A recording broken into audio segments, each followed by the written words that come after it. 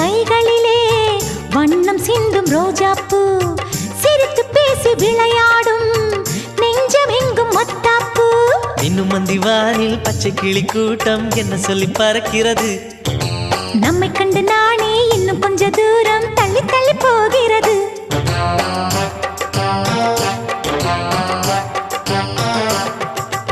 எங்களின் கதை கேட்டு தலையாட்டுது தாமரை பூ